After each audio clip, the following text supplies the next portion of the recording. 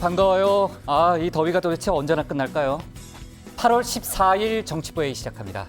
신반장, 오늘이 일본군 위안부 피해자 기림의 날이잖아요. 문재인 대통령이 직접 기념식에 참석했다는데 네. 어떤 메시지가 나왔습니까? 문 대통령이 위안부 문제는 일본과의 외교 분쟁으로 이어지지 않길 바라고 네. 또 외교적인 해법으로 해결할 문제도 아니라고 생각한다고 그래요? 했습니다. 그렇습니까? 그러니까 일본이 이걸 정부 간 협상 대상으로 보기보다는 네. 이 보편적인 인권 문제로서 진심 어린 반성을 하라 이런 네. 취지의 메시지로 풀이가 됩니다. 네, 내일이 광복절이잖아요. 그렇죠. 저한테는 기쁜 소식, 신반장한테는 슬픈 소식이 하나 있어요. 내일 회의 안 할 거거든요. 신반장은 뭐 일하는 거 워낙 좋아하기 때문에 양해를 좀 구한 슬프네요. 거고요. 양 반장, 오늘 안희정 전 충남지사의 성폭력 혐의에 대해서요. 법원이 무죄를 선고했잖아요. 안 전 지사는 뭐라고 하던가요? 일단 이게 뭐 무죄를 받았다고 해서 마냥 좋아할 수 있는 일이 아니지 않습니까? 그렇죠. 예, 뭐 국민들께 다시 한번 죄송하다는 네. 말을 했고요. 네. 또 다시 태어나도록 노력하겠다 뭐 이런 얘기도 했습니다. 다시 태어나겠다? 네, 네. 네, 검찰이 항소하겠다고 했다면서요? 그렇습니다. 법정 공방은 좀 길어지겠네요. 그렇습니다. 우리 들어가서 얘기를 좀 이어갑시다. 갑시다.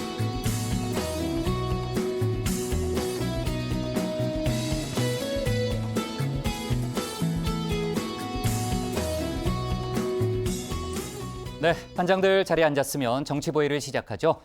네, 오늘 오후에 이제 조금 전에 들어온 속보지만 김기춘 전 청와대 비서실장이 양승태 대법원장 시절에 현직 대법관을 만나서 일제 강제동원 피해자 소송에 개입한 구체적인 정황을 검찰이 포착했습니다. 그러니까 때는 2013년 말인데요. 김기춘 전 실장이 당시 현직 대법관을 서울 삼청동 비서실장 공관으로 불렀다고 합니다. 그 자리에서 재판 진행 상황을 논의하고 청와대의 요구사항을 전달했다는 사실을 검찰이 확인했고요. 단순히 카더라 통신이 아니고 회동 기록, 또 관련자 진술, 아주 구체적인 문건을 확보했다고 합니다. 정말 충격이 아닐 수 없는데요. 개인 간 민사소송에 청와대가 불법적으로 개입했다는 거고, 만약에 지금까지 이제 제기됐던 의혹대로 사법부도 그 과정에서 또 거래를 시도했다면은 도대체 이 사실을 어떻게 받아들여야 될지 모르겠습니다. 이와 관련해서 검찰이 당시 회동에, 그러니까 2013년 말에 그 비서실장 공간에서 있었던 그 모임에 배석했던 윤병세 전 외교부 장관을 어제 비공개로 소환했다고 합니다. 그래서 조사를 했고요. 검찰은 박근혜 전 대통령에 대한 조사도 불가피하다, 이런 입장을 밝혔습니다. 다뤄야 될 얘기가 많은데 좀 더 자세한 얘기는 최 반장 발제 때 해보는 걸로 하고요. 기무사 계엄령 문건을 수사 중인 민군 합동수사단의 발걸음도 빨라지고 있습니다. 오늘은 오전부터 기무사 사령부하고요, 예하 연구소인 국방보안연구소, 또 예하 부대 한 곳에 대한 압수수색을 벌였습니다. 두 곳 모두 문건 작성에 깊숙이 관여했다는 얘기가 나오는데 하여간 첫 강제 수사에 돌입한 거잖아요. 그런 전반적인 정황을 보면은 지금 문건에 대한 정밀 검토를 통해서 뭔가 구체적인 혐의점을 잡은 거 아니냐, 이런 해석이 나오고 있고요. 이번 압수수색에는 검찰과 군축 수사단이 함께 투입됐다고 합니다. 그리고 어제 고 반장이 국회 특활비 폐지 문제를 다뤘는데 그 후폭풍이 오늘도 계속되고 있습니다. 국회가 국회의장단하고요, 상임위 특별특활비를 절반만 삭감해서 양성화하는 쪽으로 개선안을 준비 중이라는 사실이 알려졌기 때문인데 결국은 반쪽 폐지 논란이 일고 있는 거죠. 특활비 전면 폐지를 주장한 소수 야당들이 오늘 강하게 반발하고 있고 여론도 별로 좋지 않더라고요. 네, 그 얘기는 고 반장 발제 때 해보는 걸로 하겠습니다. 오늘 정치부 회의는요, 먼저 신 반장 발제를 들어보면서 대통령의 광복절 메시지, 오늘 국무회의 소식, 남북 정상회담 이슈를 함께 짚어보고요. 김기춘 전 비서실장 소환 등 검찰 수사 속보를 이어서 다루겠습니다. 안희정 전 지사 1심 선고, BMW 차량에 대한 운행 중지 명령 소식도 알아봅니다. 그럼 먼저 신혜원 반장의 발제부터 시작하겠습니다.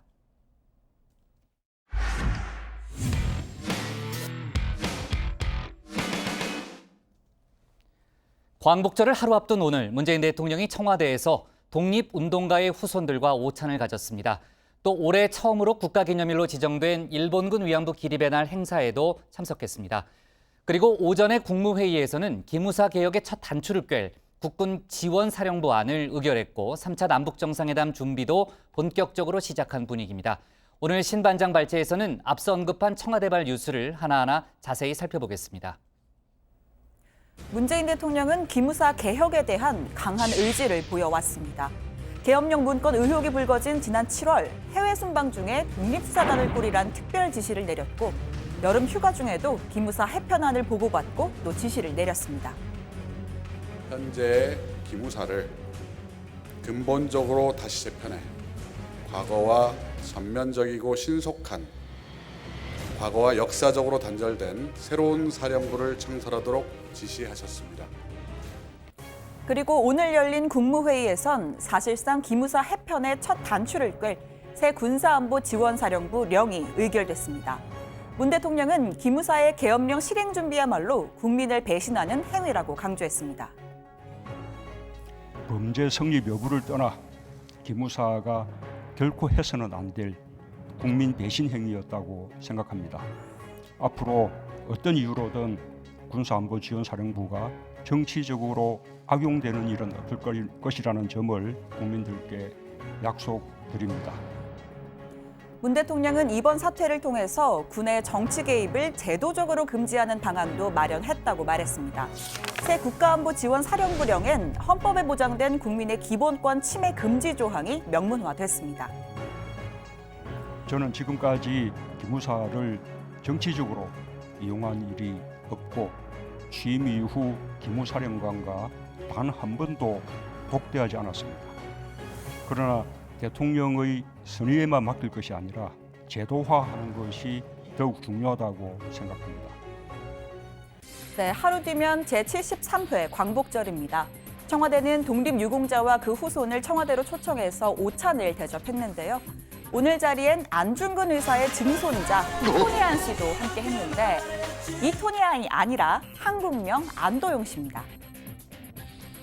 And you're a grandson of Ms. Ron. My great grandson. Well, it's truly a great honor. I know that I have done nothing to deserve such an honor. My great grandfather, he is the true hero. I could only hope to conduct myself worthy of the family name. 또 오늘은 올해 첫 국가기념일로 지정된 일본군 위안부 기림의 날입니다. 천안국립 망향의 동산에서 열린 첫 기념식엔 문 대통령 내외도 참석했습니다. 지금으로부터 27년 전인 1991년 8월 14일 위안부 피해자인 고 김학순 할머니가 생존자 중 최초로 피해 사실을 공개 증언했고 이후 전국의 생존자들이 잇따라 나서 국제사회의 이슈로 떠오르는 계기가 됐습니다.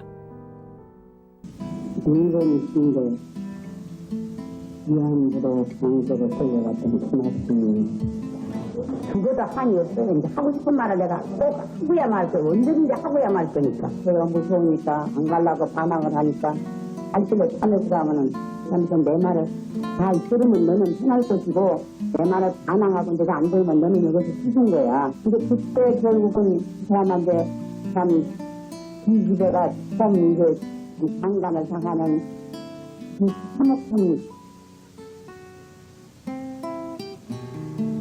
말이 나오지나 못하고 사람들을 못 잡고.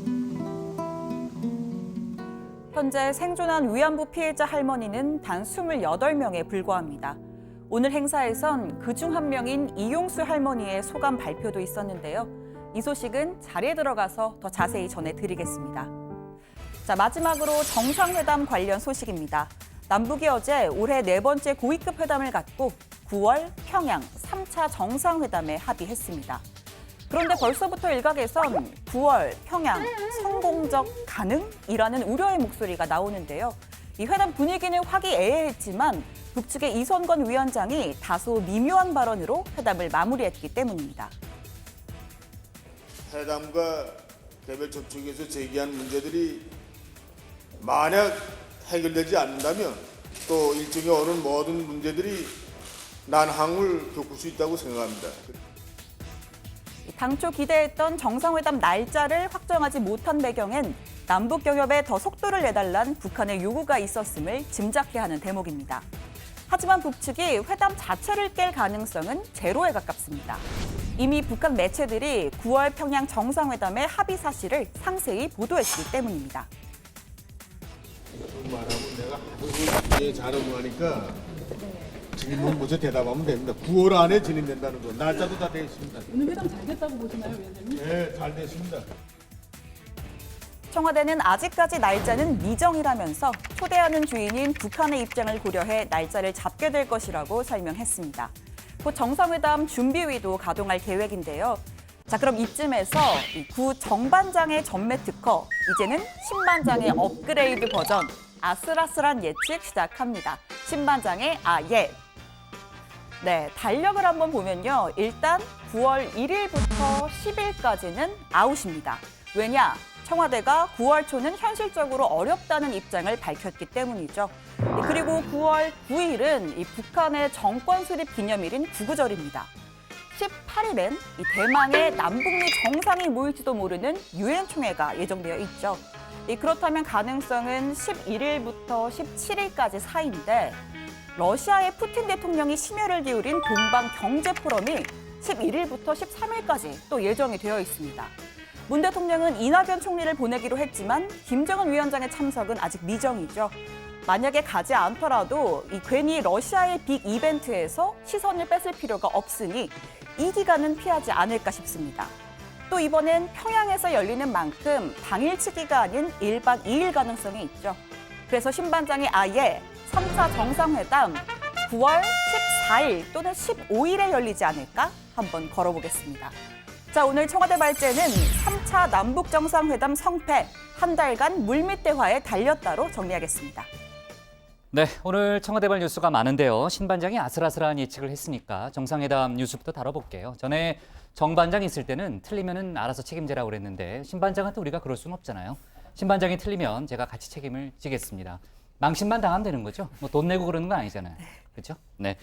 자, 좋습니다. 지금 그 일각에서는 어제 뭐 날짜가 공식적으로 이제 발표가 안 됐는데 이제 이성건 조평통위원장이 날짜는 정해져 있다 이런 발언을 한 내용이 아까도 뭐 그 방송에 나갔고요. 그 일각에서는 다 정해놨는데 북측의 요구 사항과 관련한 몇 가지 문제 때문에 공개를 못 하고 있는 거 아니냐 이런 주장도 하던데 고 반장, 청와대하고 통일부의 공식 입장은 날짜는 정해지지 않았다는 거죠? 네, 그렇습니다. 청와대 관계자는 확정이 됐는데 발표를 안 한 게 아니라 실제 미정이다라면서 날짜가 확정이 안 돼 청와대 분위기가 안 좋다는 것도 사실 무근이다 이렇게 설명했습니다. 통일부 역시 북측과의 후속 협의를 통해 날짜를 잡고 구체적으로는 실무회담 등 협의가 진행될 걸로 예상된다고 설명을 했습니다. 평양에서 열리기 때문에 북측 일정을 감안해서 협의할 것으로 보인다고도 덧붙였습니다. 북측에서는 이 구구절이라는 큰 행사를 준비하는 것만으로도 부담스러운 만큼 정상회담은 그 이유가 될 것이라는 게 중론입니다. 네. 지금 이제 북한 정권 수립일이죠. 지금 이제 평양에서는 구구 기념식 준비가 한창이라는 여러 가지 얘기가 나오고 있는데 시진핑 중국 국가주석이 그 전이나 임박해서 방북할 가능성이 또 뭐 제기됐다면서요? 네, 지금 뭐 평양 시내 모습이 전해져 들어오는 그림을 좀 보면 이 구구절 군중대회 준비가 한창인데요.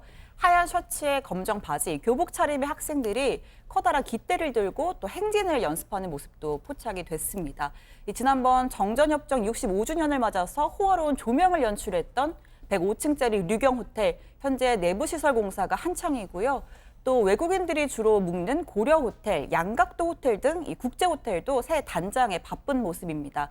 이번엔 70주년을 맞은 구구절인 만큼 또 규모도 크고 정상급의 해외 경축사절도 대거 초청한 것으로 알려졌는데 이 북한에 답방을 하겠다라고 약속했던 중국 시진핑 주석의 참석 여부가 가장 주목이 되고 있습니다. 네, 뭐 일부 언론에서는 구구절에 맞춰서 문재인 대통령을 북한이 초청했다 뭐 이런 보도도 있었는데 오늘 청와대가 관련 사실을 부인했죠. 그런 적이 없다고 얘기를 했고 지금 미국 역시 북미 협상에 속도를 내겠다는 입장을 계속 밝히고 있는데 폼페이오 장관의 4차 방북은 뭐 이미 뭐 기정사실화된 상태잖아요. 이제 시간이 문제인데 어때요? 남북 정상회담 전에 방북할 가능성이 일단 높다고 봐야 되는 거죠? 네, 뭐 일단 외교부에 따르면요, 아직 우리 정부에 전달된 폼페이오 장관 방북 일정은 없다고 합니다. 전문가들 예상은 3차 이 남북 정상회담 전에 방북이 이루어질 것 같다는데 무게를 싣고 있는데요. 일정상 이 남북 정상회담 직후 남북미 정상 간 만남이 이루어질 가능성이 있고 그 전에 최종적인 북한 입장을 들을 필요가 있다는 거죠. 자, 문정인 대통령 외교안보 특보 얘기 한번 들어보시죠.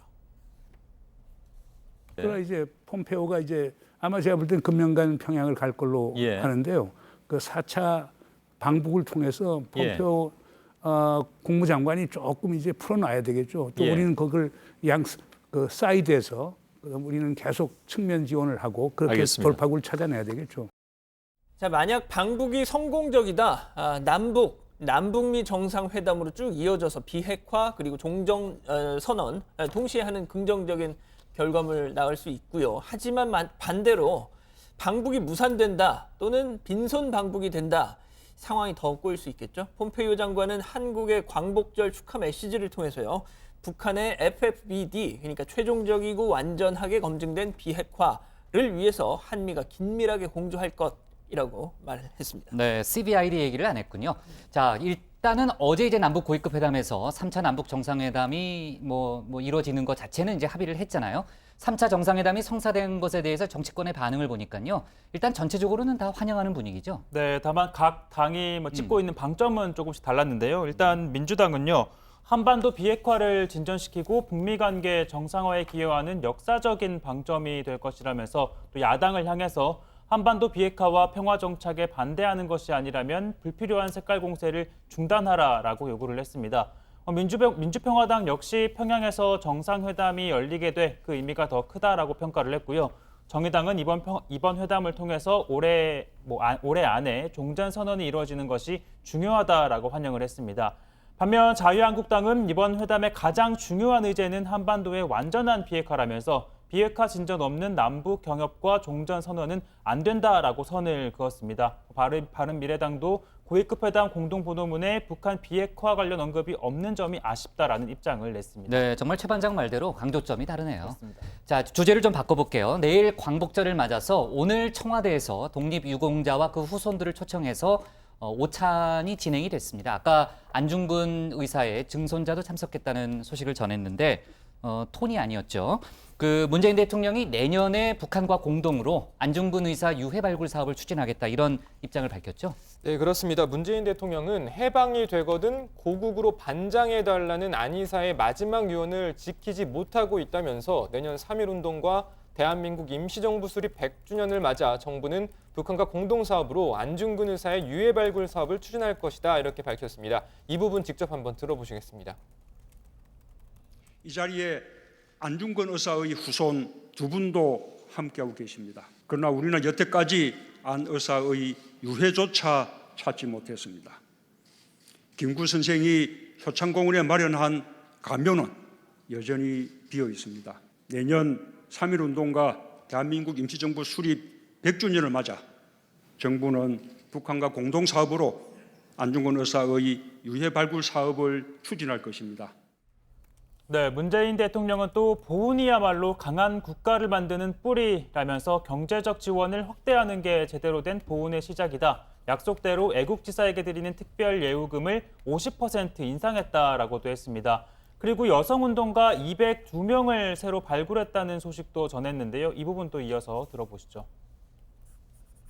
이번 광복절부터 독립운동가 포상 기준을 세심히 살핀 결과 여성 독립운동가 202분을 새롭게 발굴했습니다. 늦었지만 정말 반가운 소식입니다. 앞으로도 여성은 물론 학생, 어병까지 후세들에게 널리 기억되고 합당한 예우를 받을 수 있도록 적극 발굴해 나가겠습니다. 다음에 뵐 때까지 꼭 건강하십시오. 감사합니다. 네, 그리고 신반장. 오늘 오전에 국무회의가 있었잖아요. 아까 이제 기무사 관련해서 문재인 대통령이 한 발언은 이제 신반장이 전했는데 그것 말고도 문 대통령이 언급한 내용들이 꽤 있죠. 네, 한 달 동안 이어지는 폭염에 대해서도 또 한 차례 언급을 했는데 이 폭염을 재난 수준으로 다뤄야 한다고 했지만 여전히 대책이 미비하다면서 폭염 피해를 최소화할 방안을 강구해주길 바란다고 말했습니다. 특히 농축수산물 피해가 커지고 배추, 무, 과일, 축산물 등의 일부 품목에서 심각한 수급 불안이 나타나고 있다면서 농축수산물 가격 상승세가 추석 물가로까지 이어지지 않도록 장바구니 물가 관리에 선제적으로 대응해주길 바란다고 당부했습니다. 네, 좋습니다. 정말 물가 관리 필요하죠. 네, 자 오늘 청와대 발제는요. 네. 문 대통령 안중근 의사 유해 남북 공동 발굴로 제목을 잡겠습니다. 다음은 최종혁 반장의 발제를 들어보겠습니다.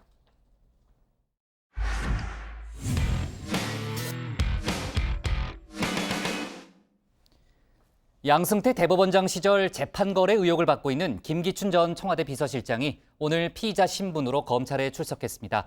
문학의 블랙리스트 혐의로 구속돼서 재판을 받다가 석방된 지 8일 만이죠.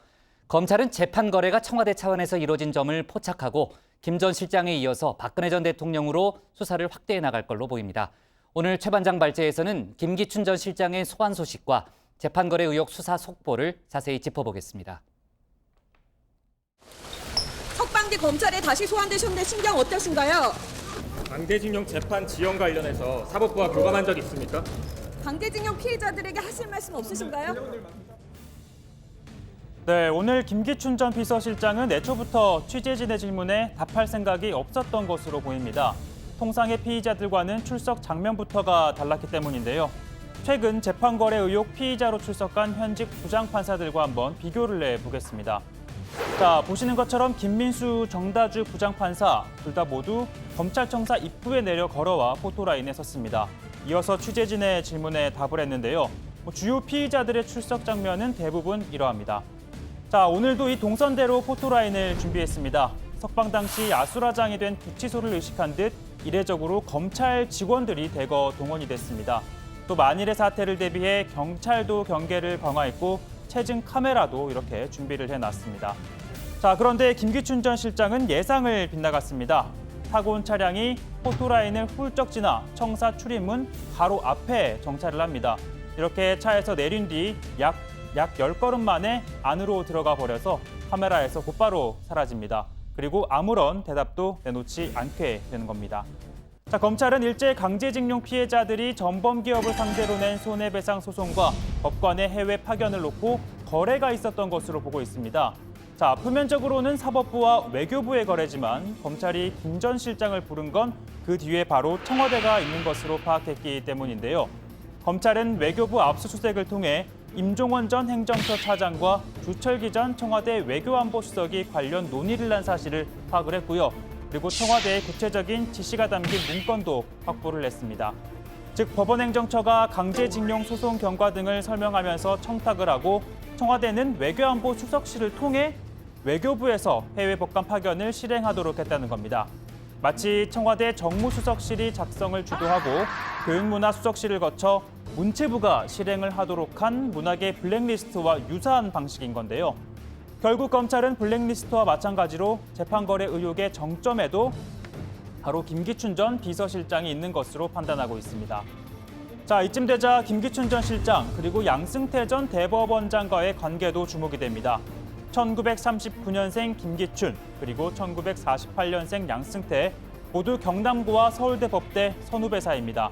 10년 간격을 두고 사법시험에 합격해 한 사람은 검사로 그리고 또 한 사람은 판사가 됩니다.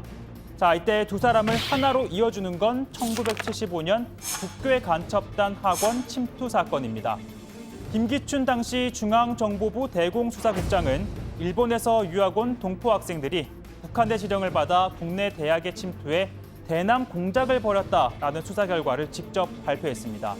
이듬해 법원은 피고인들에게 무기징역, 징역 10년 등의 중형을 선고하는데요. 양승태 판사가 배석으로 참여한 재판부였습니다. 훗날 이 피고인들은 재심을 통해 무죄가 확정이 됐습니다. 그러니까 선배 김기춘이 조작하고 후배 양승태가 도장을 찍어준 것이라는 비판이 나왔죠. 그리고 40여 년이 지나 두 사람은 재판을 정권과 거래했다는 의혹 한가운데 서 있습니다. 자, 김 전 실장을 곁에 둔 박근혜 전 대통령은 그를 이렇게 평가했습니다. 우리 비서실장께서는 정말 그 드물게 보는 정말 사심이 없는 분이고 또 그렇기 때문에 뭐 가정에서도 참 어려운 일이 있지만 그냥 그 뭐랄까 그런 자리에 연연할 그런 이유도 없이 옆에서 도와주셨습니다. 자, 이렇게 대통령의 무한한 신뢰를 받았던 김기춘 전 실장에 이어서 재판거래 의혹 수사는 결국 박근혜 전 대통령 당사자로 이어질 것으로 보입니다.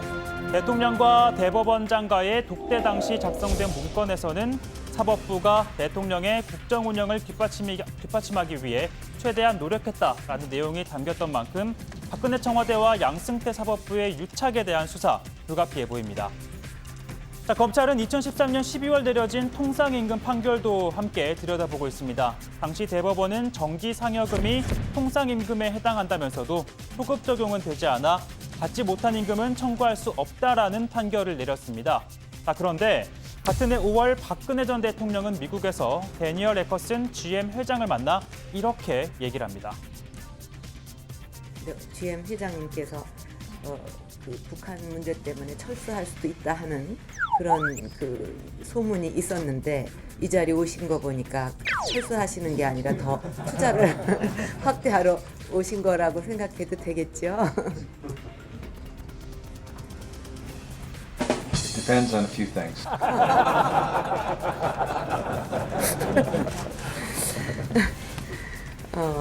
그 어떤 것이 그 회장님을 좀 안타깝게 해드리는지 말씀해 주시면 해결을 하도록 노력을 하겠습니다. 네, 당시 GM 회장이 안타까워했던 건요. 바로 당시 한국 GM 노조가 제기했던 통상임금 소송이었습니다. 에커슨 회장이 이 문제 해결을 언급했고 박 전 대통령은 꼭 풀어나가겠다라고 했는데요. 앞서 대법원 특별조사단은 청와대가 대법원의 통상임금 판결에 개입한 것으로 볼 수 있는 내용이 담긴 문서 파일을 조사했다라고 밝힌 바 있습니다. 자, 그런데 검찰은요, 2013년 9월 4일 권순일 당시 행정처 차장이 청와대를 방문해 청와대 인사들과 접촉한 사실을 파악했다고 합니다. 공교롭게도 9월 5일 통상임금 재판의 공개 변론이 열리기 하루 전이었습니다. 자, 그리고 그 행정처 차장은 양승태 전 대법원장이 임명 제청을 하고 박근혜 전 대통령의 임명으로 현 대법관이 됐습니다. 자, 오늘 발제 이렇게 정리하겠습니다. 강제징용 재판 거래 의혹, 김기춘 석방 8일 만에 검찰 소환입니다.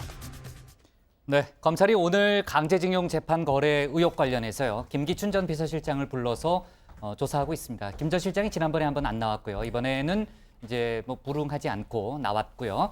검찰이 김 전 실장을 곧바로 불러서 조사를 했다는 거는 결정적인 증거를 갖고 있다는 거고, 아까 이제 문서 자료를 확보했다 이런 얘기를 저희가 했잖아요. 그 검찰은 그런 얘기를 하더라고요. 김 전 실장이 부인할 수 없을 거다. 그만큼 이제 자신하고 있는 상황이고, 지금 김기춘 전 실장이 강제징용 소송 관련해서요, 소위 3자 회의를 한 사실은 구체적으로 확인을 한 상태죠. 네, 검찰에 따르면 김기춘 전 비서실장이 현직에 있을 당시인 2013년 말에 서울 삼청동 비서실장 공관으로 당시 윤병세 외교부 장관과 대법관을 불러서 강제징용 재판 진행 상황과 관련한 회의를 했다고 합니다. 검찰은 오늘 김 전 실장을 소환하기 전에 어제 윤병세 전 장관도 참고인 신분으로 불러서 조사를 했다고 밝혔고요. 특히 현직 대법관을 부른 건 재판의 진행 상황을 논의하고 또 청와대의 요구사항을 전달하기 위해서였다는 게 검찰의 판단입니다. 네, 그러니까 이제 당시 청와대 비서실장이 현직 대법관을 불렀다는 거 아니에요? 공관으로 오라고. 그 당시 현직 대법관이 누군지는 알려졌어요? 이 검찰은 누군지 파악은 하고 있지만 알려줄 수는 없다, 말할 수는 없다라면서도 대법원을 대표해서 간 분이라고 밝혔습니다. 대표해서 간 분. 네, 뭐 네. 그러면서 대법원장은 또 아니라고 얘기를 했는데. 아, 좁혀지네요, 그러면? 네, 대법원장을 제외하고 이 대법원을 대표하는 사람은 사실상 법원 행정처장이라고 할 수가 있는데, 당시의 행정처장은 차한성 전 대법관이었습니다. 아, 그렇군요. 네. 자, 검찰은 또 이 외교부 측과 관련자들 진술을 통해서 당시 회동이 있었던 시점을 딱 정확하게 특정을 하고 있고요. 이 논의 당시 회의 자료까지 확보를 했다고 합니다. 이 최근 외교부 압수수색을 했었지 않습니까? 바로 그 과정에서 확보한 걸로 지금 알려지고 있습니다. 자, 검찰은 김기춘 전 실장이 일본과의 외교 관계의 악화를 우려해서 이 강제 동원 피해자들 소송의 최종 결론을 최대한 미루거나 대법원 전원 합의체에 회부해달라 이렇게 대법원에 요구한 걸로 보고 있습니다. 자, 이에 양승태 당시 사법부는 이런 청와대 요구를 들어주고 그 반대급부로 이 법관들 해외 파견에 청와대 그리고 외교부의 협조를 얻어낸 걸로 검찰은 보고 있습니다. 또 최근에 조태열 주 유엔 대사가 미국 뉴욕에서 급거 서울로 귀국을 했다고 합니다. 아, 그래요? 예, 그래서 이 강제징용 손해배상 재판 거래 의혹과 관련해서 검찰 조사를 받기 위한 걸로 지금 알려지고 있습니다. 네. 자, 지금 이제 재판 거래 의혹 수사, 정말 다양한 사건에 대해서 진행이 되고 있는데, 검찰이 임종원 전 법원행정처 차장의 그 바로 윗선이죠. 박병대 전 처장 그 의혹에 대해서도 본격적으로 수사하고 있는 그런 정황이 잡히고 있습니다. 그 예를 들면은 통진당 지방 의원들의 지위 확인 소송에 법원행정처가 직접 개입했다라는 의혹에 대한 거죠. 네, 그렇습니다. 헌재의 통진당 해산 결정 이후에 통진당 소속 지방의원들이 제기했던 이 퇴직 처분을 취소하는 소송에 법원행정처가 관여했다는 의혹입니다. 대법원 특별조사 과정에서 이규진 전 상임위원은 박병대 처장과 임종원 차장으로부터 재판장에게 연락해 선고기일을 국정감사 기간 이후로 연기하고 판결문의 해산정당 지방의원의 지위 확인은 헌재 권한이 아니라 법원 권한이라는 내용을 명시하라는 지시를 받았다고 했습니다. 검찰은 실제 선고가 연기되고 판결문에 해당 내용이 적시된 점 등에 비춰봤을 때 박병대 전 처장 등의 재판 개입 시도가 실행된 것으로 보고 있습니다. 네, 당시 박병대 처장으로부터 지시를 받았던 이규진 전 상임위원은 재판장과 친분이 없어서 다른 판사에게 전화를 부탁했다라고 했었는데요. 검찰은 해당 재판장의 연수원 동기인 신모 당시 심의관이었던 것으로 파악을 하고 최근 비공개로 소환해 이 이규진 위원의 진술이 사실인지 확인을 하고 또 박병대 전 처장 등이 구체적으로 어떤 지시를 내렸는지 등을 따져 물은 것으로 전해지고 있습니다. 그리고 검찰은 당시 소송 원고였던 이현숙 전 통진당 전북도 의원과 그리고 대리인 등을 참고인으로 불러 조사를 했는데 이들은 아무런 설명 없이 선고기일이 연기됐다라고 밝혔습니다. 네, 검찰은 이 밖에도 국회의원들의 재판에 관여한 정황이 드러난 문건에 대해서도 수사를 하고 있잖아요. 전에 최 반장이 다뤘지만 특히 당시 새누리당 홍일표 의원, 그러니까 상고법안을 적극적으로 추진했던 인물이죠. 홍일표 의원에 대한 방어 전략이 담긴 문건이 확인이 됐고 또 법원이 봐주기 재판을 하고 있는 거 아니냐라는 의혹들이 계속 제기가 되고 있습니다. 논란이 계속 커지고 있는 상황이죠. 네, 홍일표 의원 같은 경우는 또 판사 출신이기도 하죠. 그렇죠. 네, 선거법에 따르면 선거법 판결은 1심을 공소제기 6개월 이내에 선고하도록 규정을 하고 있는데 홍 의원 사건은 여전히 1심 재판이 진행 중입니다. 이 선관위의 수사 이후에 1년 만인 2017년 3월 말에 이 홍 의원을 정치자금법 위반 혐의로 재판에 넘겼고요. 이 기소된 후에는 재판이 한없이 늘어졌고 1년 5개월 만인 오는 16일 선고를 할 예정입니다. 민주당은 양승태 대법원은 부정의 화수분일 정도라면서 기소되기도 전에 대법원이 검찰의 수사 내용을 파악한 경위와 누구의 지시에 의해서 작성이 됐는지 철저한 수사가 필요하다고 했습니다. 네, 자 그리고요 드루킹 특검팀 수사 상황을 짚어봐야 되는데 이제 1차 수사 기간이 열흘 정도 남았죠. 열흘 정도 남았는데 조만간 지난 50일간의 조사 내용을 바탕으로 해서 연루된 인사들에 대해서 사법 처리 방향을 결정을 하겠네요. 그렇습니다. 일단 특검이 가장 고민스러운 대목이 이 김경수 경남지사 등등 이런 여권 주요 인사들에 대한 처리 방향인 걸로 지금 전해지고 있습니다. 그렇겠죠. 네. 예, 특검은 김경수 지사 2차례 불렀지 않습니까? 조사하는 과정에서 이 김 지사가 혐의를 전면 부인했던 만큼 이 증거인멸 가능성이 크다고 보고 있는 것 같습니다. 다만 이 드루킹이 김경수 지사와의 대질 과정에서 진술을 번복했다, 논리적 허점을 드러냈다, 이런 얘기들이 계속 나오고 있지 않습니까?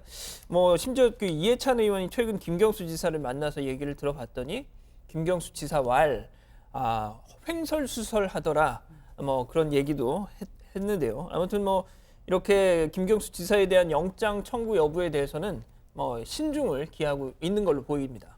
네, 또 지난 주말 조사를 진행했던 송인배 청와대 정무비서관에 대한 신병 처리도 특검의 고민 부분입니다. 특검은 송 비서관이 노무현 전 대통령의 후원 회장이었던 고 강금원 회장의 시그너스 컨트리 클럽에 이름을 올리고 매달 약 300만 원씩 2억 원 상당의 급여를 받은 점에 대해서 불법 정치 자금이 아니냐는 의혹을 제기하고 있습니다. 특검은 이 사안이 드루킹이나 댓글 조작과는 직접적인 관련은 없지만 특검이 수사할 수 있는 이른바 관련 사건으로 볼 수 있을지 여부 등을 검토하는 중입니다. 그러나 민주당은 특검의 활동 범위를 넘어선다면서 특검이 수사가 아닌 정치에 몰두하고 있다고 경고했습니다.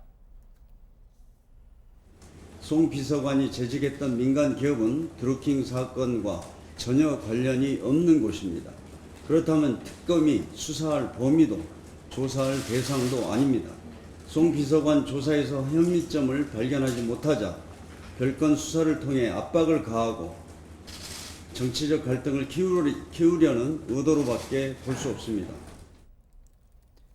네, 백원우 청와대 비서관에 대한 조사도 임박한 분위기인데 언제쯤으로 추정이 되나요? 일단 특검은 조율 중이다라는 입장을 밝혔는데요. 현재 백원우 비서관 휴가 중이라고 합니다. 이르면 휴일인 내일쯤 특검에 출석할 수 있다는 전망도 나오고 있는 상황이고요.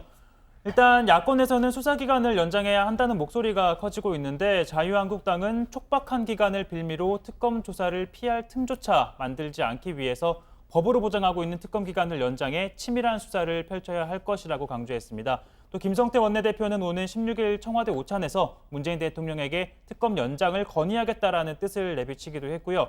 일단 허익범 특검은 오는 22일이나 23일쯤 문재인 대통령을 만나 중간 수사 결과 보고를 할 계획으로 알려졌는데 이 자리에서 기간 연장을 요청할 가능성도 거론이 되고 있습니다. 이 경우에 문재인 대통령은 특검 수사 기간이 끝나는 25일 전까지 승인 여부를 특검에 통지해야 합니다. 네.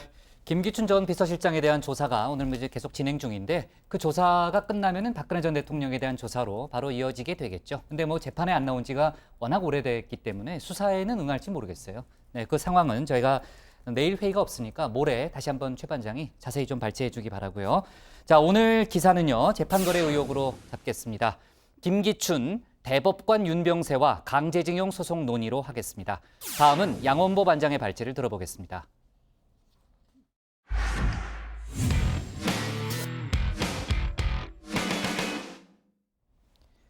안희정 전 충남지사가 비서 성폭행 혐의를 일단 벗게 됐습니다. 서울 서부지법 형사합의 11부는 오늘 오전 업무상 위력 등에 의한 간음 혐의로 기소됐던 안 전 지사에게 무죄를 선고했습니다. 재판부는 피해자 김지은 씨 진술에 의문점이 많다고 지적했는데 김 씨는 끝까지 싸우겠다라는 입장을 밝혔고 검찰 역시 즉각 항소하겠다는 입장을 밝혔습니다. 오늘 양 반장 발제에서는 이 소식과 다른 정치권 뉴스를 함께 알아보도록 하겠습니다. 네, 그렇습니다. 오늘 오전 10시 28분쯤 안희정 전 충남지사 이렇게 서울 서부지법에 도착을 했습니다. 자, 지지자들 그리고 또 그의 처벌을 바라는 반대자들이 구호를 제창하면서 현장은 상당히 어수선했습니다. 자, 긴장감이 역력한 표정인데요. 선고 직전 어떤 얘기 했는지 한번 들어보겠습니다. 선거 앞두고 심경 어떠신지요? 지금 드릴 말씀이 없습니다. 선거 거기가 무죄 예상하십니까? 지금 드릴 말씀이 없습니다. 자, 이렇게 재판이 바로 시작됐고요. 재판부는 그 주문을 읽어 내려갔습니다. 자, 먼저 이번 사건의 가장 큰 쟁점, 업무상 위력에 의한 간음. 자, 업무상 위력에 의한 관계와 관련해서 피고인, 그러니까 안희정 전 지사가 차기 유력 대권주자로 거론되면서 이 도지사로서 이 별정직 공무원인 피해자, 그러니까 김지은 씨죠. 이 피해자의 임면권을 가진 걸 보면 일단 위력으로 보는 것이 타당하다라고 했습니다. 자, 중요한 건 그 다음이겠죠. 이렇게 판단을 했습니다. 사건의 유일한 증거는 피해자의 진술이지만 납득하지 않는 부분이나 의문점이 많다. 피해자가 심리적으로 얼어붙은 해리 상태에 빠졌다고 보기도 어렵다. 자, 재판부는 이렇게 주문을 다 읽고 나서 피고 안희정 무죄 선고를 했죠. 자, 안 전 지사 이렇게 법정 밖으로 나왔습니다. 취재진에게 다시 한번 소감 밝혔는데요. 들어보시죠. 선거 결과 무죄 나오셨는데 한 말씀 부탁드립니다. 국민 여러분, 죄송합니다. 부끄럽습니다. 많은 실망을 드렸습니다. 다시 태어나도록 더 노력하겠습니다. 부끄럽고 죄송합니다. 자, 김지은 씨도 오늘 재판에 참석을 했습니다. 재판이 끝나자마자 입장문을 냈는데 그런 거 보면 본인도 어느 정도 이 재판 결과를 예상하고 있었던 게 아닌가 싶습니다. 실제 그런 대목이 있습니다. 자, 보시면요. 재판정에서 피해자다움과 정조를 말씀하실 때 결과는 이미 예견되었을지도 모르겠습니다. 라면서 이 무죄를 선고한 재판부의 이 섭섭함을 밝힌 대목만 봐도 그렇습니다. 또 이 권력자의 권력형 성폭력이 법에 의해 정당하게 심판받을 수 있도록 끝까지 싸우겠다라고도 했습니다. 긴 싸움이 될 것 같습니다. 자세한 얘기 들어가서 더 전해드리죠. 자, 다음 소식입니다. 민주당 전당대회 상황 살펴보죠. SNS를 활용한 당대표 후보들의 선거운동 후끈 달아오르고 있습니다. 주로 자신의 인간적인 면모를 부각하기 위한 수단으로 활용되던데요. 특히 이 SNS와 가장 어울리지 않을 것 같은 후보, 이해찬 후보의 이 SNS 적응기 눈물겹습니다. 막내 비서와 함께 진행하는 띠동갑 과외하기 대표적인데요. 이렇게 말합니다. 그 잘라서 이렇게 보는 거를 뭐라고 그러지? 짤방. 짤방? 글쎄요, 그 짤방은 잘림 방지의 준말인데 막내빈 서분도 잘 모르는 것 같은데 아무튼 뭐 넘어가겠습니다. SNS 이 직접 하지는 않지만 이해찬 후보 나 구경은 많이 한다 이렇게 얘기를 합니다. 고유랑 파리톡을 보신다던데. 들어가서 내 이름 치고 다 보진 않고 내 이름 치고 들어가서 나하고 관련된 것만 보지. 네, 자기애가 철저하십니다. 저희 부장도 이렇게 하루 일과의 거의 절반이 자기 이름 이렇게 포털에서 검색하는 거거든요. 저도 몇 번 봤거든요. 자, 물론 저는 안 합니다. 왜냐면 저는 욕이 너무 많아가지고 안 합니다. 자, 김진표 후보 한번 가보죠. 김진표 후보는 아예 먹방을 준비하더군요. 삼겹살만 자글자글 막 이렇게 구우면서 유튜브 방송을 한 거죠. 특히 폭탄으로 나라를 구했다. 폭탄으로 나라를 구했다. 뭐 이런 에피소드를 소개했는데 윤봉길 의사처럼일까요? 들어보시죠. 폭탄주를 같이 한 잔씩 권하면서 분위기를 띄워가지고 IMF의 관리들을 설득해서 우리는 재정이 탄탄한 나라라 절대 부도날 염려 없다. 그래가지고 8%로 다시 떨어뜨렸죠. 시원하네. 네, 폭탄주 기운에 취해서 한국 그 금리를 확 깎아줬던 그 IMF 관리들 누군지 궁금합니다. 자, 또 있습니다. 송영길 후보 연일 뭐 상대적인 젊음을 강조하고 있는데 SNS에 이렇게 팔굽혀펴기 푸시업 사진을 딱 올린 겁니다. 자, 보시죠. 이 동대구역에서 열차를 기다리고 있는 동안에 그 틈을 이용해서 푸시업 20회를 실시했다. 그냥 가만히 있어도 땀이 나는데 이 백주대낮에 저렇게 맨 땅에 손 짚고 푸시업을 하는 겁니다. 근데 물론 이게 동영상이 아니라 스틸 사진이라서 진짜로 했는지는 모르겠는데 믿어보죠. 자, 송영길 후보 딱 봐도 이 몸무게가 한 90kg 정도는 돼 보이는데 정말 힘이 장사인 것 같아요. 자, 마지막 소식입니다. 어제 제가 이 자유한국당 홍준표 전 대표가 9월 중순쯤 귀국한다라는 소식을 전해드렸는데 날짜가 나왔습니다. 자, 9월 15일입니다. 자, 그런데 눈길을 끄는 포스터가 하나 지금 인터넷에 돌고 있습니다. 바로 이건데요. 한번 보시죠. 홍 전 대표 귀국 일정을 정말 깨알같이 적어놨습니다. 9월 15일 내 나라로 답을 드리러 갑니다 라고 돼 있습니다. 답을 갖고 온다는 거 보니까 이번에 들어오는 완전히 정치활동 재개한다는 뜻 같기도 한데 재밌는 건 자, 저 오른쪽이죠. 날짜, 장소, 뭐 비행기 편명, 또 출발, 도착 시간까지 흡사 마치 이래도 니들이 공항에 안 나오고 버틸 테냐 라고 묻는 듯합니다. 저는 안 나갑니다. 오늘 준비한 소식은 여기까지입니다. 네, 뭐 최 반장 한번 나가라고 하죠, 뭐. 네, 아까 그 송영길 의원의 그 팔굽혀펴기 사진이 나왔을 때 고 반장이 웃더라고요. 그래서 슬쩍 물어봤더니 고 반장은 200번 한대요. 진짜요? 네, 좋습니다.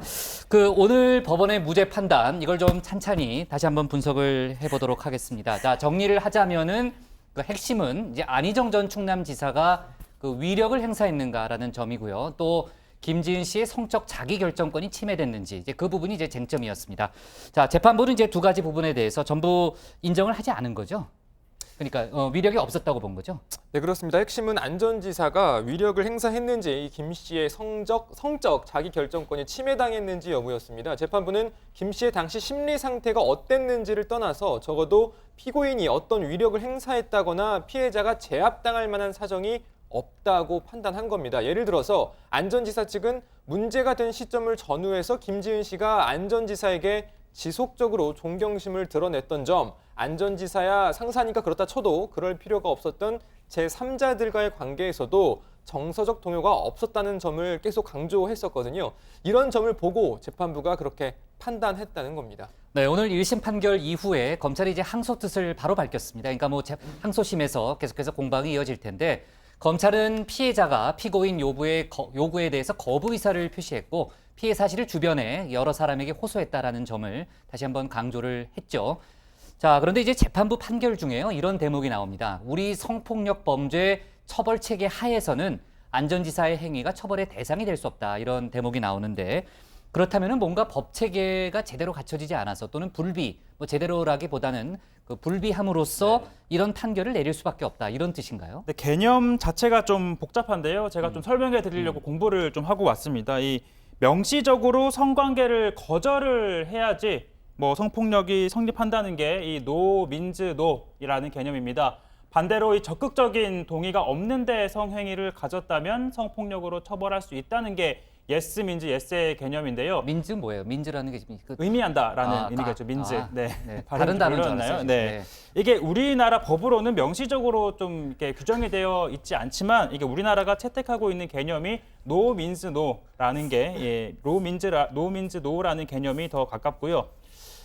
일단 이렇게 명시적으로 명시를 하고 있지 않기 때문에 우리 법 체계에서는 성폭력 처벌을 하려면 확실한 증명이 이루어져야 하는데 그게 부족해 처벌이 어렵다라는 겁니다. 이 때문에 이 부분에 입법이 필요하다라고 재판부가 설명을 한 겁니다. 네.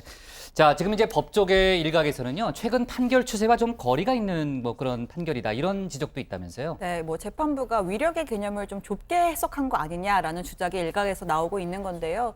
이 업무상 위력에 의한 간음죄를 규정한 형법은 권력의 상하 관계에서 발생하는 간음을 처벌하려는 취지이기 때문에 이 피해자와 가해자 사이에서 누가 우월한 지위를 갖고 있었는지 또 그 지위를 통해서 간음을 했는지 등 이 관계성에 대한 판단이 중요하다는 겁니다.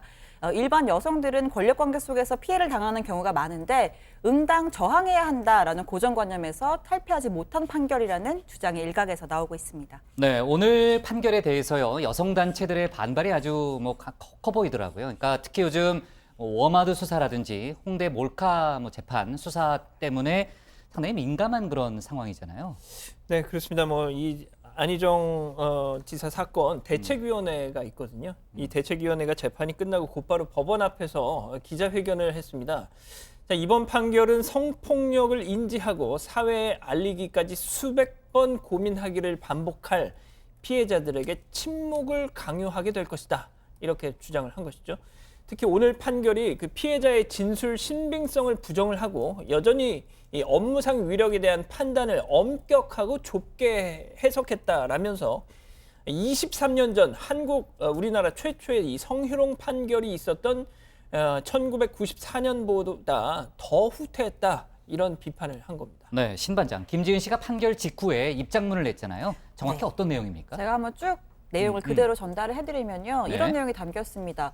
저를 지독히 괴롭혔던 시간이었지만 다시 또 견뎌내겠다. 약자가 힘에 겨워 스스로 죽음을 선택하는 세상이 아니라 당당히 끝까지 살아남아서 진실을 밝혀 범죄자는 감옥으로 피해자는 일상으로 돌아가는 초석이 되도록 다시 힘을 내겠다. 안희정의 범죄 행위를 끝까지 밝혀내겠다. 이렇게 적었습니다. 그리고 또 재판부에 대해서도 재판정에서 피해자다움과 정조를 말씀하실 때 결과는 이미 예견되어 있을지도 모르겠다면서 우회적으로 유감을 표시하기도 했습니다. 그러니까 제가 그 부분을 좀 물어보려고 했는데 재판부가 김지은 씨에게요, 피해자다움, 정조를 언급했다 뭐 이런 표현을 아까 썼는데 도대체 무슨 얘기예요, 재판장? 네, 이 지난 7월이었는데요. 16시간 동안 진행된 김지은 씨에 대한 신문이 있었는데요. 이때 재판부가 김지은 씨에게 정조를 지키지 않고 뭘 했느냐라는 취지의 발언을 했다는 게 대책위 주장입니다. 다만 이와 관련한 구체적인 내용은 별도로 밝히겠다라고 했는데요. 실제 김지은 씨도 지난 7월 27일 최후 진술 때 정조라는 말을 들었을 때 그 긴 시간 동안 진술한 증언을 모두 한순간에 수치스럽게 만들어 정말 죽고 싶었다라고 말한 적이 있습니다.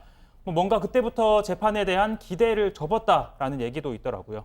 네, 뭐 당시 비공개 신문이었기 때문에 저희가 정확한 내용을 확인할 수는 없고 일단은 이제 김지은 씨 주장이라는 사실을 일단 정리를 해놓고 자 정조라는 게 이제 성적 관계에서의 순결을 뜻하는 용어잖아요. 그 재판부가 그 얘기를 도대체 어떤 취지에서 만약 했다면 언급했는지 그건 조금 더 취재가 필요한 대목이 아닐까 싶습니다. 자 이번 판결 이후에 정치권에서도 다양한 반응이 나왔는데 그 안전지사의 뭐 친정이었죠. 이제 민주당 쪽에서는 특별한 반응을 내놓지는 않았죠. 네, 그렇습니다. 민주당 백혜련 대변인은 안전지사 관련 입장을 낼 계획이 없다고 했습니다. 특히 무죄가 되면 다시 복당을 할 수 있는 것인가에 대한 지적도 나오는데 이에 대해서도 민주당 고위 관계자들은 전혀 고려 대상이 아니라고 선을 긋고 있습니다. 안전지사 제명은 본인의 사과로 이뤄진 것이고 법적 책임이 아닌 정치적 책임을 물은 것이기 때문에 오늘 판결과는 별개다. 설령 대법원에서 최종 무죄가 선고돼도 달라질 건 없다는 게 당내 기류입니다. 그럼 다른 야당들 반응은 어때요? 자유한국당은 사실상 어떠한 미투도 법적인 힘을 가질 수 없다고 사법부가 사형 선고를 내렸다고 비판했습니다. 바른미래당은 미투 운동에 좌절을 줬다. 또 평화당과 정의당도 일제히 법원 판단을 비판하고 나섰습니다. 네, 자 마지막으로요. 잠깐 민주당 전당대회 상황 간단히 좀 짚어볼 텐데 아까 이제 SNS 홍보전에 대해서는 양 반장이 잘 설명을 했고요. 의원들의 지지 선언도 잇따르고 있잖아요. 관련해서 당 선관위가 오늘 제동을 걸었다고요? 예, 근데 부장 아까 그 최종혁 반장이 설명해준 yes means yes, no 네. means means 네. 아무리 생각해도 이해가 잘 안 돼요. 발음이 좀 정확히 뭐 아니요, 다른 저도 단어로 좀 이해하신 것 이해했어요. 같은데. 네. 아, 저는 못했어요. 바로 옆에 있는 저도 제가 이해를 그걸 못했어요. 남아서 그 네. 고반장의 푸시업 200회 할 동안 설명해 드릴게요. 네. 알았어요. 네. 그래요. 뭐 아무튼 그렇게 하고요. 그렇습니다. 그제 제 뭐 전해철 의원이 그 김진표 후보를 지지 선언 맞아요. SNS에 또 다뤘잖아요, 저희가요. 네. 소개를 했지 않습니까? 근데 이거에 대해서 이 송영길 후보가 이 당규 위반이다. 그렇게 중앙당 선관위에 신고를 했다는 겁니다. 제가 그래서 당규를 찾아봤습니다. 민주당 당규 33조에 국회의원 현직 국회의원들의 공개 지지 선언, 전당대회에서의 공개 지지 선언을 금지하고 있긴 있더라고요. 물론 앞서 이 전해철 의원 말고도 다른 의원들의 일부 지지 선언이 있긴 했지만 뭐 전해철 의원 친문 핵심이다 보니까 워낙 이제 당내 영향력이 크다 보니까 송영길 후보가 이건 문제 있다 해서 당 선관위에다 신고를 한 거죠. 뭐 당 선관위도 원칙대로 결정을 했습니다. 전해철 의원을 포함해서 지금까지 특정 후보를 공개 지지했던 의원들에게 다시는 그러지 말라 이렇게 구두 경고를 했다는 소식이 들어왔습니다. 네, 뭐 간단히 그냥 속보 하나만 얘기할게요. 그 뭐 자막은 필요 없고요. 제가 그냥 간단히 얘기하면은요. 그 개성에 지금 이제 남북 연락사무소를 만들기로 했잖아요. 관련해서 오늘 그 남측에서 보낸 전기가 처음으로 공급이 됐다고 합니다. 지금 이제 시험 가동 차원인데 이런 걸로 봤을 때는 이제 남북 연락사무소 개설, 뭐 본격 운영이 임박했다라는 생각이 드네요. 자, 오늘 기사 제목은요. 이렇게 잡겠습니다. 안희정 1심 무죄에 검찰 즉각 항소로 정하겠습니다. 다음은 고석승 반장의 발제를 들어보겠습니다.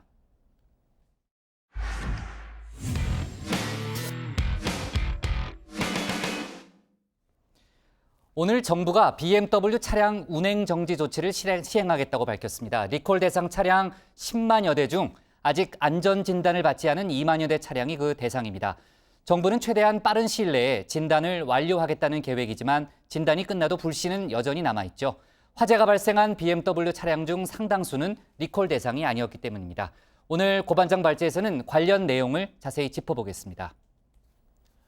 네, 지금 보시는 이 영상, 김명수 대법원장이 지난해 대법원장 후보 지명 직후 양승태 당시 대법원장을 만나러 가는 모습입니다. 이날 많은 언론이 김 후보자가 대법원까지 BMW를 타고 왔다는 소식을 함께 전했습니다. 대법원장 후보자가 많은 사람들이 지켜보는 가운데 수입차를 타고 왔다는 거 우리 정서상 독특하게 볼 수 있긴 합니다. 하지만 그렇다고 굳이 브랜드까지 박아서 보도를 할 건 아니지 않나 이렇게 생각하신 분들 많을 겁니다. 그런데 알고 보니 이 BMW가요. 그 BMW가 아니었습니다. 아재 개그 입문 단계 정도 해당할까 말까 하는 그 개그 그렇습니다. 버스 메트로 워크를 말한 거였습니다. 그런데 이 개그 누가 만들었는지 모르지만 안타깝게도 이제 개그가 아니라 예언이 돼버렸습니다. 오늘 정부가 BMW 운행 정지 조치를 취하겠다고 발표했습니다. 전체 리콜 대상 차량 10만 6천 대 중 아직 안전진단을 받지 않은 2만여 대가 그 대상입니다. 자동차관리법 제37조에 따라 점검 명령과 함께 운행 정지 명령을 발동해 주실 것을 시장, 군수, 구청장에게 요구합니다. 점검 명령이 발동되면 차량 소유자는 즉시 긴급 안전 진단을 받아야 하며 해당 차량은 안전 진단을 목적으로 하는 이외의 운행이 제한됩니다. 네, 정부는 운행 중지 명령에도 불구하고 차량을 운전한 차량 소유자에 대해서는 단속보다는 긴급 안전 진단을 받도록 계도하는 방안을 검토하고 있습니다. 그러나 무리하게 차량을 운행하다 화재 사고를 일으킨 경우 적극적으로 고발할 방침입니다. 자, 김현미 국토부 장관 오늘 담화문에서 BMW 측에도 경고의 메시지를 던졌습니다. BMW 측에서는 리콜 대상 차량 소유자가 빠짐없이 안전 진단을 받을 수 있도록 모든 노력을 다해야 할 것입니다. 또한 최근 제기되는 모든 의혹에 대해 책임 있고 명확한 답을 내놓아야 할 것입니다. BMW 측도 어제 국회에서 열린 간담회 자리에서 빠른 시일 내에 안전진단 마무리하고 리콜 조치도 빠르게 진행하겠다고 밝혔습니다. 8월 20일부터는 개선된 부품으로 교체를 통해서 신속하게 리콜 조치를 진행하고 국민의 안전에 더 이상 우려를 끼치지 않도록 최선을 다하겠습니다. 근본 리콜의 원인은 당사 디젤 차량 중에 일부에 대해서 배출가스 재순환 장치에 불러에서 냉각수가 누수되는 결함이 있는 것으로 확인되어 진행을 하고 있습니다. 자, 그런데 문제는 여전히 남아 있습니다. 어제 양양고속도로 남양주 부근에서 불이 난 BMW 차량입니다. 그런데 이 차량 리콜 대상에 포함되지 않은 가솔린 M3 모델입니다. 올 들어 불이 난 39대의 차량 중 10대는 리콜 대상이 아니었습니다. 리콜 대상이 아닌 차량에서도 이렇게 화재가 발생하고 있지만 아직까지 뾰족한 대책은 없는 상황입니다. 현재 이제 조치는 리콜 대상 차량 10만 6천 대 중에서 긴급 안전 진단을 받지 않는 차량을 대상으로 하고 있습니다. 그 BMW의 리콜 대상이 아닌 차량하고 일반 다른 메이커 차량들의 경우에도 화재가 발생하고 있는데 이 부분에 대해서도 저희가 추가적인 조사를 해가지고. 자, 어제 국회 간담회를 마치고 돌아가는 김효준 BMW 코리아 회장에게도 같은 질문 여러 차례 나왔지만 뚜렷한 대답은 들을 수 없었습니다. 가솔린 차량에 대해서도 화재 나고 있는 혹시 리콜 대상을 향후 확대할 계획이라든가 이런 이번 사고에 폭발하고 있는 부분은 디젤 차량입니다. 안전진단 대상 외 차량이 있지 않잖아요. 거기에 대한 대책은 있으세요? 현재 안전진단을 받은 차는 7만 5천 대가량이 되고요. 그중에 사고가 난 차량이 한 대가 있습니다. 그런데 그것은 안전진단. 자, BMW 측은 EGR, 배기가스 재순환 장치가 화재 원인이라는 주장을 고수하고 있습니다. 하지만 리콜 대상 외의 차량에서 불이 나는 상황에 대해 제대로 된 해명을 내놓지 않으면서 EGR 외에 또 다른 원인이 있는 것 아니냐는 의혹 계속 이어지고 있습니다. 리콜 대상을 더 확대해야 한다는 목소리가 힘을 얻고 있는 상황입니다. 자, 이런 가운데 BMW 공포증까지 사회적으로 확산되는 분위기입니다. BMW 측은 주정차 중인 차량에는 불이 나지 않는다고 밝히고 있지만 BMW 주차 금지 안내문 주변에서 이제 쉽게 찾아볼 수 있게 됐습니다. 자, 이뿐만이 아닙니다. 중고차 시장에서도 BMW 애물단지 취급받고 있다는 보도입니다. 중고차 거래 업체들 BMW 매입을 중단하고 있다는 소식인데요. 거래 시세도 뚝뚝 떨어지고 있다는 보도 연일 나오고 있습니다. 자, 이 상황에서 가장 속이 타는 건 당연히 BMW 차주들입니다. 내 잘못도 아닌데 비싼 돈 주고 산 차가 하루아침에 애물단지 시한폭탄 소리 듣는 심정 누가 알아줄까요? 답답한 마음에 속상한 마음에 분노한 마음에 BMW 상대 고소 고발도 이어지고 있습니다. 관계 기관과 BMW 측 책임 있는 사태 해결 나서주길 바랍니다. 자, 오늘 발제는 이렇게 정리하겠습니다. 국토부 안전진단 안 받은 BMW 운행 정지 조치. 네, 정말 이제 정부의 차량 운행 조치라는 초유의 대책이 오늘 나왔습니다. BMW 사태가 정말 걷잡을 수 없이 커지고 있는데 지금 BMW 측이요, EGR 장치의 결함을 일찍부터 알고 이를 은폐했다. 이런 의혹이 계속 제기되고 있죠. 네, 화재 차량 피해자들로부터 나온 주장인데요. 이 피해자들은 어제 서울지방경찰청에 출석해서 고소인 조사를 받았습니다. 피해자들을 대리하고 있는 법무법인 측은 BMW가 결함을 사전에 인지하고도 숨기려 한 것 아니냐는 합리적인 의심이 들어서 손해배상 외에 형사고소까지 하게 됐다고 밝혔는데요. 이 대리인이 하종성 변호사는 중앙일보와의 통화에서 BMW 측이 질소선암물 감축 장치인 EGR의 결함을 시인했기 때문에 사전에 알고도 이를 은폐했는지가 중요한 상황이라면서 2년 전부터 해당 부품의 결함이 보고돼서 수리해줬고 2016년 말부터 판매된 디젤 차량은 EGR 부품 설계를 변경하기도 했다는 것은 이 화재 위험을 미리 알고도 해당 부품의 내구성과 냉각 장치의 용량을 늘렸다는 의미라고 주장했습니다. 네, 또 이 하 변호사는 이 BMW의 디젤 차량이 유럽에서도 질소산화물을 억제하기로 유명했는데 EGR 성능을 높이는 과정에서 내구성 예측 설계가 잘못됐을 가능성이 크다면서 강제 수사를 통해 BMW 코리아와 본사 간 이메일 등을 확보하면 결함을 알고도 은폐했는지 여부를 알 수 있을 것이라고 덧붙였습니다. 네. 자, 관련해서 지난해 영국에서 EGR 부품을 비공개로 리콜 조치했다. 이런 내용도 있었고요. 또 BMW 코리아가 최소 14개월 전에 결함 사실을 알고 있었다. 이런 보도도 나온 상태입니다.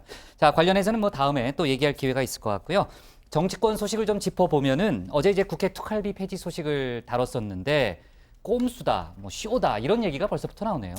네, 그렇습니다. 어제 이 여야 교섭단체 합의에서 폐지를 결정하고 세부 대책은 국회에서 별도 안을 마련해 16일에 발표하겠다 이렇게 말을 했었는데 국회에서 준비하고 있는 안이 특활비 완전 폐지가 아닌 국회의장단과 상임위원장 특활비 일부 폐지, 일부 양성화 운영인 것으로 알려지면서 논란이 된 겁니다. 그러니까 교섭단체 대표에게 가는 특활비는 예정대로 폐지하더라도 국회의장단과 국회 상임위원장들에게 돌아가는 특활비는 유지하겠다는 말입니다.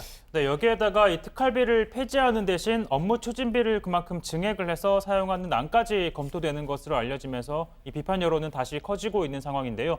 결국 뭐 조삼모사라는 겁니다. 그동안 특활비 폐지를 강력하게 주장했던 정의당과 바른미래당은 즉각적으로 반발했습니다. 교섭단체, 의장단, 상임위원장 이렇게 구분해서 어떤 것은 폐지하고 어떤 것은 축소한다고 하는 것은 있을 수 없다고 생각합니다. 국회 특수활동비가 비판받았던 것은 그 사용처를 모르는 국민 세금이 쌈짓돈처럼 집행됐다는 것입니다. 그런 점에서 의장단과 상임위원회 특수활동비 역시 반드시 폐지되어야 합니다. 네, 내일이 이제 광복절이고요. 그 건국절 논란에 대해서도 어제 잠깐 저희가 얘기를 했잖아요. 근데 김병준 한국당 비대위원장이 어제는 약간 중립적인 발언을 했는데 오늘은 건국절에 동조하는 발언을 내놨죠. 그렇습니다. 어제 뭐 건국절 논란 그 관련 토론회에 참석해서 네. 질문을 받았죠. 직접적인 입장 표명은 안 했지만 이 역사 해석을 획일화할 수 없다. 상당히 유연한 입장을 보였었습니다. 그런데 오늘은요. 이 48년 건국이라는 설이 정돈돼 있다. 48년 건국이 정설이다. 이렇게까지 얘기를 했습니다. 직접 들어보시죠. 기본이 우리가 말하자면 45년, 48년 참 건국이라는 그런 설이 정론이 돼 있었고 거기에 대해서 이론이 지금 있으니까 저는 그 뜨거운 논쟁이 그것이 우리 저 민심을 여러 가지 흔들고 있으니까 토론을 해봐야 된다. 그러나 기본적으로 우리의 그 전체 다수의 의견은 저는 48년이라고 보고 있습니다. 네, 야당의 이 같은 건국절 띄우기 움직임에 여권은 전면적인 대응은 자제하는 분위기인데요. 지난주 민주당 최고위원 회의에서 관련 언급이 잠깐 있었습니다. 자유한국당이 스스로 헌법을 부정한 것도 모자라 대한민국 건국의 역사를 퇴보시키려는 어리석은 시도를 자행하는 모습을 바라보는 국민은 도대체 어느 나라 정당이냐고 묻지 않을 수 없습니다. 네, 또 내일 문재인 대통령이 광복절 경축사를 하는데 전례에 비춰봤을 때 이 건국 100주년을 재차 강조할 것으로 보입니다. 그럴 가능성이 높겠네요. 이 얘기는 저희가 모레 다시 한번 좀 다뤄볼게요. 좋습니다. 오늘 야당 기사 제목은요. BMW로 잡을게요. 정부 안전진단 안 받은 BMW 운행 정지 키로로 제목을 잡겠습니다.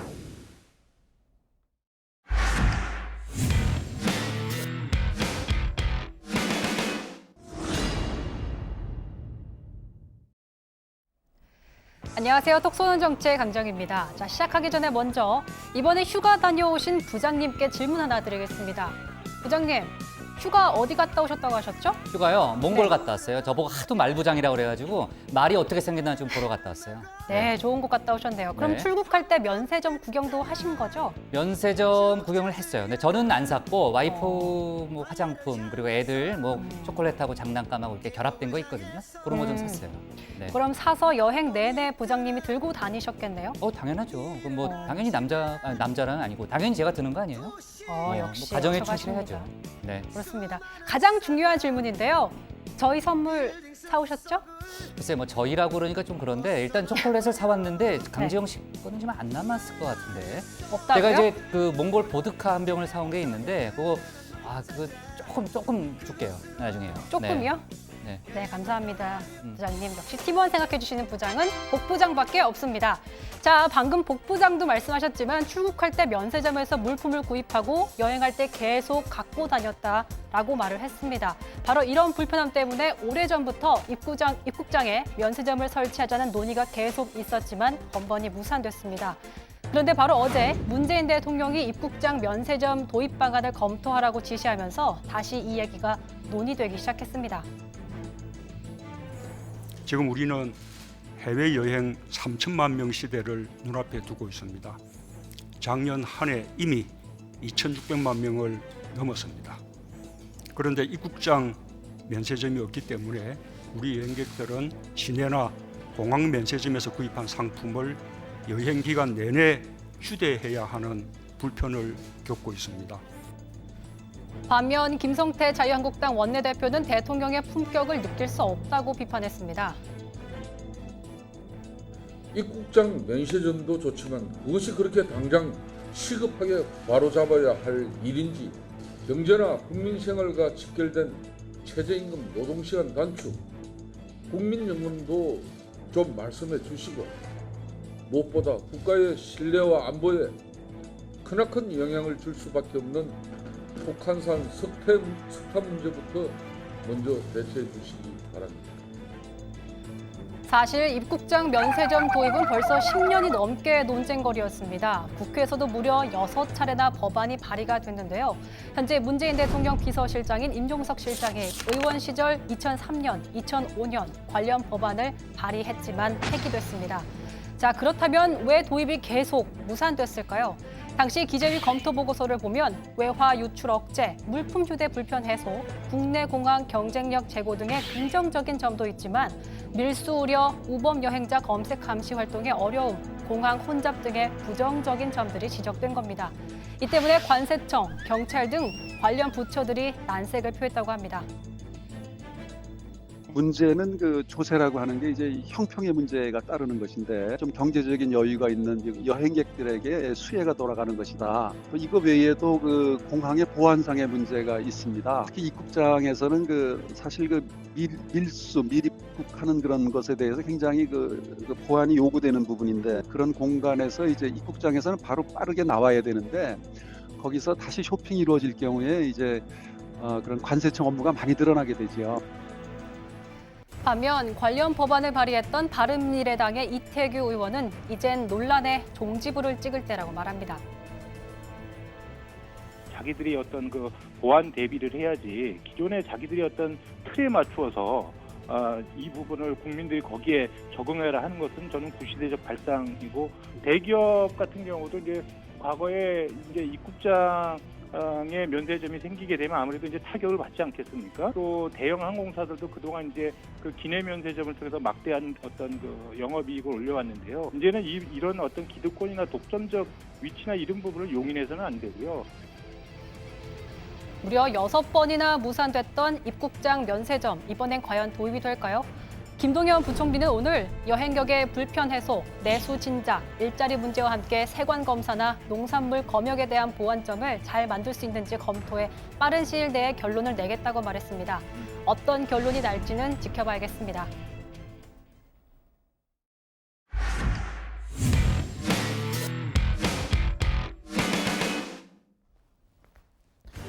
오늘 저희가 고른 한 컷은 제주도 한 달 살기 돈 잃고 피해 속출입니다. 요즘 제주에서는 한 달 정도 현지에서 머물면서 여유롭게 자연과 문화를 즐기는 체험 여행이 인기라고 합니다. 그런데 출발 당일 운영자가 취소를 통보하거나 환불을 미루는 등 피해 사례도 동시에 늘고 있다고 합니다. 경찰에 고소까지 당한 한 타운하우스의 경우에는 피해 규모가 최소 100여 명에 달한다는 언론 보도도 나왔습니다. 문제는 이들 상당수가 숙박업 등록을 하지 않아서 잘못이 생겨도 속수무책이라는 점입니다.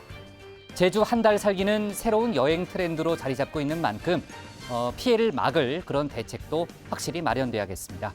오늘 정치부회의는 여기까지입니다. 내일 광복절은 하루 쉬고요. 저희는 모레 목요일에 다시 찾아뵙겠습니다. 자, 수고했습니다. 우리 모레 만납시다. 내일은 하루 푹 쉽시다. 네. 자, 수고했어요. 네. 뉴스는 챙기고요.